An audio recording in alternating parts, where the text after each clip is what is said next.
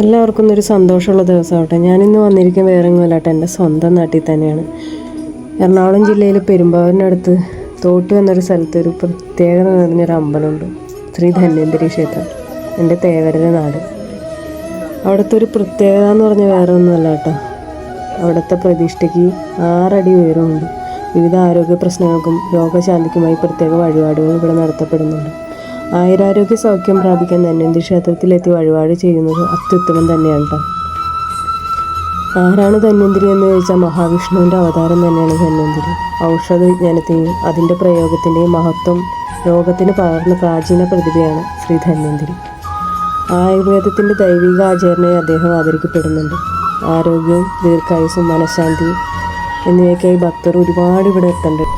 നമ്മുടെ ഇവിടുത്തെ പ്രതിഷ്ഠയായ ധന്വന്തരിക്ക് 4 കൈകളാണ്: ശംഖ്, ചക്രം, അട്ട, അമൃതകുംഭം.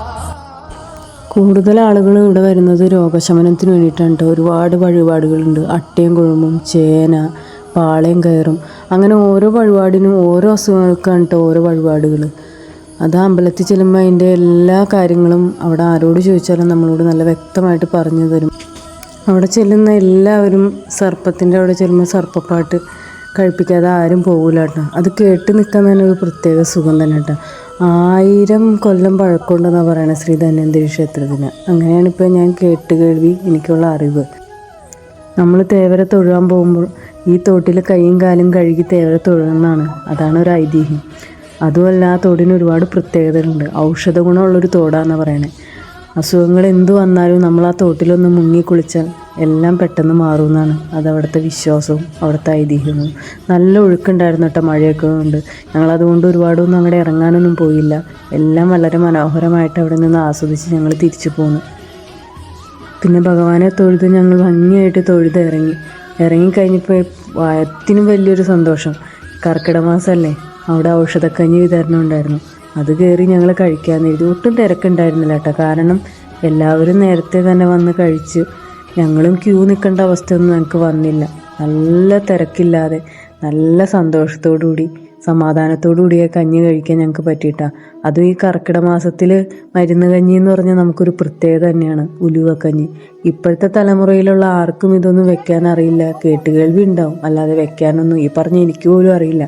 പക്ഷേ ഈ കർക്കിടക മാസത്തിൽ എനിക്ക് ഈ കഞ്ഞി കുടിക്കാൻ പറ്റിയത് എൻ്റെ ഒരു ഭാഗ്യം തന്നെയാണ്. അവരുടെ ആ ചമ്മന്തി, ഉപ്പിലിട്ട മാങ്ങയും തേങ്ങയും ചേർത്തൊരു ചമ്മന്തിയാണെന്ന് എനിക്ക് തോന്നുന്നു. അങ്ങനെ എനിക്ക് രുചിച്ചു നോക്കിയപ്പോൾ അങ്ങനെ തോന്നി. പക്ഷെ ഒന്നും പറയാനില്ല കേട്ടോ. വളരെ സന്തോഷം എന്ന് പറയാൻ കാരണം അതൊക്കെ കഴിച്ച് നമ്മൾ ഈ കർക്കിടക മാസത്തിൽ ശരിക്കും പറഞ്ഞാൽ കഞ്ഞി കഴിക്കേണ്ടതാണ്, മരുന്ന് കഞ്ഞി. അതിനുള്ളൊരു ഭാഗ്യമുണ്ടായി. അങ്ങനെ കഞ്ഞിയൊക്കെ കുടിച്ച് വളരെ സന്തോഷമായിട്ട് ഭഗവാനോട് സന്തോഷത്തോടെ യാത്രയും പറഞ്ഞ് ഞാൻ വീട്ടിലോട്ട് പോയി. പ്രത്യേകിച്ച് ഞാൻ എടുത്തു പറയാൻ ഭഗവാന്റെ ഒരു ഏറ്റവും പ്രിയപ്പെട്ട ഒരു വഴിപാടാണ് കേട്ടോ പഴനേദ്യം, വെണ്ണയും പഴവും. അത് ഞാൻ കഴിപ്പിച്ചിരുന്നു, അമ്പലത്തിൽ നിന്ന് കഴിച്ചില്ല. കൊതിയോടെ വീട്ടിലൊന്നും അതും കഴിച്ചു. വീട്ടിലുള്ളവർക്ക് കൊടുത്തപ്പോൾ ആർക്കും വേണ്ട. അത് ഞാൻ തന്നെ നല്ല സ്വാദോടെ കഴിച്ചു. എനിക്ക് ഒരുപാട് സന്തോഷമായിട്ട് ഇന്നത്തെ ദിവസം. അതൊക്കെ കഴിഞ്ഞ് ഞാൻ എൻ്റെ ചെറിയൊരു വ്ലോഗ് ഇവിടെ അവസാനിപ്പിക്കുകയാണ്. എൻ്റെ ഈ വീഡിയോ കണ്ടതിന് ശേഷം ആർക്കൊക്കെ പോയി അവിടെ പോയി തൊഴുവാൻ പറ്റുന്നു എല്ലാവരും തൊഴുക. കാരണം എനിക്ക് ഒരുപാട് വിശ്വാസം അതോടൊപ്പം തന്നെ അനുഭവം ഉണ്ടായിട്ടുള്ളൊരു അമ്പലം തന്നെയാണ്. അവിടെ ഒരു പ്രത്യേക വഴിപാടുകൾ എന്ന് പറഞ്ഞാൽ ഗുരുവായൂരുണ്ട് അങ്ങനെ വഴിപാടുകൾ.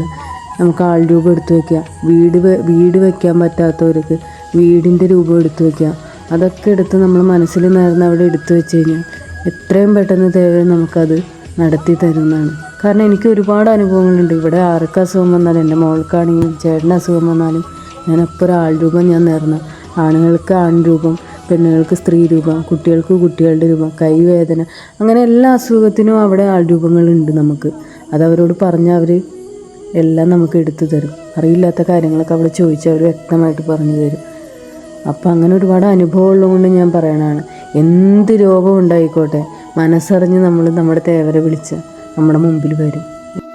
എനിക്കൊരുപാട് അനുഭവങ്ങൾ ഉള്ളത് കൊണ്ടാണ് ഞാൻ എല്ലാവരോടും പറയണത്, പറ്റാവുന്നവരൊക്കെ വന്ന് തൊഴുക.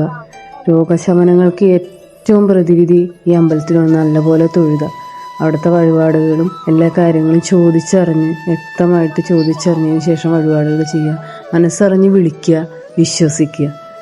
ആരൊക്കെ ഇത് വിശ്വസിക്കേണ്ട അതൊക്കെ അവിശ്വസിക്കേണ്ടതെന്നും നമുക്കറിയില്ല. എൻ്റെ വിശ്വാസമാണ് ഞാനിപ്പോൾ വീഡിയോയിലൂടെ പറഞ്ഞത്. എനിക്ക് വളരെ വ്യക്തമായിട്ട് വീഡിയോ ഒന്നും ചെയ്യാൻ പറ്റിയിട്ടില്ല. ഒരുപാട് ഐതിഹ്യങ്ങളുണ്ട്, നമുക്കറിയില്ലാത്ത കാര്യങ്ങൾ നമ്മൾ വ്യക്തതയില്ലാതെ നമ്മൾ പറഞ്ഞിട്ടും കാര്യമില്ല. അതുകൊണ്ട് എനിക്ക് അറിയാവുന്ന കാര്യങ്ങൾ മാത്രമാണ്. ഇതിപ്പോൾ യൂട്യൂബ് ചാനലിലൊക്കെ ഈ അമ്പലത്തെ പറ്റി ഒരുപാട് കാര്യങ്ങൾ ഇട്ടിട്ടുണ്ട്. അടിച്ചു നോക്കി കഴിഞ്ഞാൽ നിങ്ങൾക്ക് അറിയാൻ പറ്റും.